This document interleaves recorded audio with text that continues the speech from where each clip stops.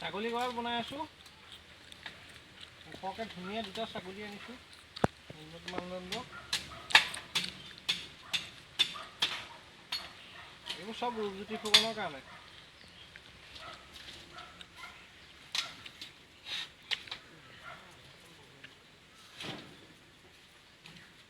কষ্ট আছে কিন্তু পুৰা চখ আছে দেই এইবিলাক কাম কৰি।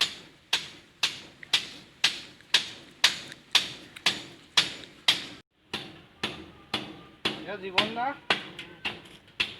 হাই এটা কৰি দিয়ক। এইপিনে হাই এটা দাখন জোকাৰি দিয়ক।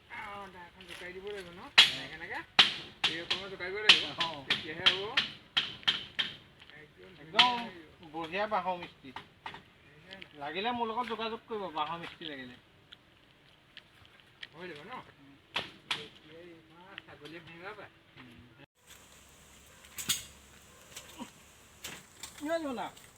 গৈছিলে ফুটা চুটা ভাগি যায়, দুখ নাপালোঁ বাৰু। জীৱনা এনে বাঁহৰ কাম কৰা কিমান বছৰ এইটো কাটিব লাগিব। কেলৈ পাবা নে চাঙৰ ওপৰত উঠি গ'ল নহয়, এইটোৱে ধৰিব নহয় নহয়। এইটো এনেকৈ কটিয়াকৈ আগৰ নকটাকৈ হৈছিলে। জীৱনা এনে বাঁহৰ কাম কৰা 30 বছৰমান হ'ল। চব মিস্ত্ৰী পায় কিন্তু বাঁহৰ কাম কৰা মানুহ নাই আকৌ। সেই মানুহ থাকিব পৰা যাব। ছাগলীটো দূৰৰে কথা, মইতো এনেকুৱা চাংঘৰত থাকি বিৰাট ভাল পাওঁ। মিৰিবিলাক থাকে দেখা নাই? মিচিং চাঙত যাওঁ নহয় মাজে মাজে। মাজুলী গ'লেতো ৰাতি মিচিং চাঙতে থাকোঁগৈ। 4 মাহমান ৰাসত যোৱা নাই, এবাৰ যাব লাগিব মাজুলীলৈ। ছাগলীকেইটা আজি অকণ ভাল পাব। এইটো কিমান ফুটমান ওখ হৈছে যাব ন? এইটো কোনটো? এইটো 4.5 ফুটমান হ'ল নেকি? 4.5 ফুট মাটিৰ পৰা ওখ হৈছে চাংখন। আৰু দীঘলটো 6.5 ফুট আছে, বহলটো 5 ফুট। 4জনী ডাঙৰ ছাগলী ধুনীয়াকৈ থাকিব পাৰিব। যিহেতু নতুনকৈ আৰম্ভ কৰিছোঁ, পিছলৈ এখন বহল কৰিম। এইপিনৰ পৰা এখন দেখুৱাই দিয়া। এইপিনে বনাই আছোঁ, এইপিনে লোকেল মুৰ্গীৰ কাৰণে বনাই আছোঁ। এই মাটি চাটি ভৰোৱা নাই, মাটি চাটি ভৰাই ধুনীয়া কৰিম। এইপিনৰ পৰা আকৌ আগলৈ দেখুৱাই দিয়া।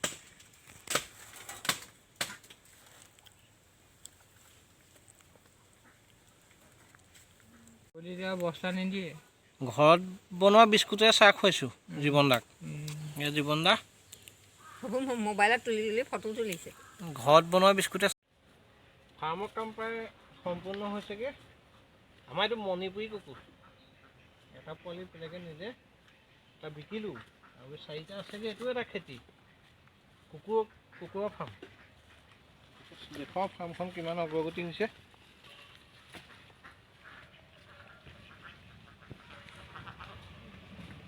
এখন হৈছেগৈ।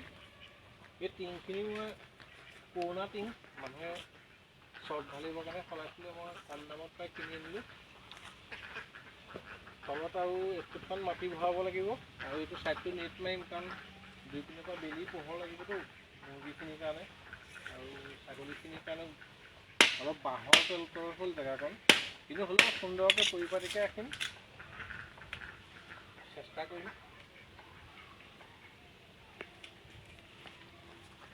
ইয়াত জীৱন দা বেৰ এখন দিব লাগিব, ইয়াতো দিব লাগিব ন। হেৰি এখন ইয়াত এখন এই ফাঁককৈ হ'লেও মানে এইখিনি পৰি নোযোৱাকৈ অকণমান এনেকৈ বৈ দিব লাগিব। এখন বেৰ লাগিব, এখন বেৰ দিলে। তাৰপৰা ছাগলী উঠাই পিনৰ পৰা চিৰিখন বনাব লাগিব। সেইখন আজি হৈ যাব, খালি 2টা কাম বাকী থাকিবগৈ। 1 ফুটমান মাটি ভৰাব লাগিব, মাটিৰ ওপৰত বালি দিব লাগিব।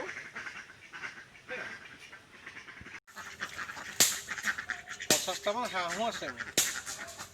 হাঁহখিনি হাঁহৰ ভিডিঅ' এটা পিছত ভালকৈ বনাই আপোনালোকক দেখুৱাম।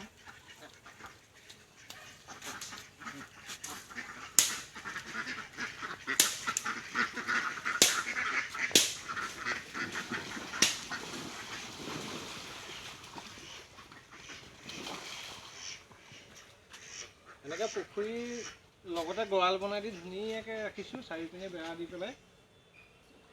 আৰু ইনকিউবেটৰ মেচিনৰ পৰা হাঁহ কুকুৰালৈকে গোটেইখিনিয়ে লাহে লাহে কৰি আছোঁ।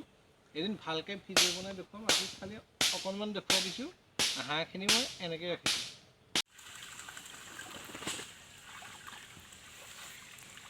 মোৰ হাঁহখিনি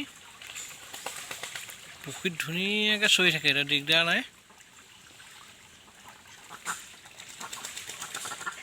বৰ্তমান মোৰ ফাৰ্মত 50টা লোকেল হাঁহ আছে। চাৰিওপাশটো এনেকৈ পুখুৰীৰ চাৰিওপাশটো এনেকৈ ধুনীয়াকৈ বেৰি দিছোঁ। পুখুৰীৰ চাৰিওকাষটো এনেকৈ বেৰি থোৱা আছে। পুখুৰীৰ পাৰতে এনেকৈ গঁৰালটো বনাই দিছোঁ, একদম পুখুৰীৰ লগতে লগাই পেলাই বনাই থোৱা আছে। এতিয়া কথাটো হ'ল, জুবিন গাৰ্গে, আমাৰ জনপ্ৰিয় শিল্পী, আমাৰ সকলোৰে আইডল জুবিন গাৰ্গে পথাৰ আৰু বজাৰৰ কাৰণে যিখিনি ব্যৱস্থা হাতত লৈছে অতিকে আদৰণীয়।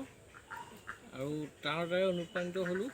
তাৰপিছতে আমাৰ ডিম্পু বৰুৱাই যিখিনি ব্লগছ 1 মিলিয়ন ছাবস্ক্ৰাইবাৰ পাৰ কৰিছে, সকলোবোৰ দেখি মই আজি সৰুকৈ এইখিনি আৰম্ভ কৰিছোঁ। প্ৰথমতে সৰুকৈ এখন ফাৰ্ম আৰম্ভ কৰিছোঁ, পিছলৈ দেখা যাওক বৃহৎ এটা মানে সপোন আছে। আপোনালোকেও চাই থাকিব আৰু চেনেলটো লাইক কৰিব, ছাবস্ক্ৰাইব কৰিব, পাৰিলে কমেণ্টো কৰিব ভাল পালে, আৰু আগলৈ ভাল ভাল কণ্টেণ্ট দিবলৈ চেষ্টা কৰিম। আজি ভিডিঅ'টো ইমানে সামৰণি মাৰিছোঁ। ধন্যবাদ।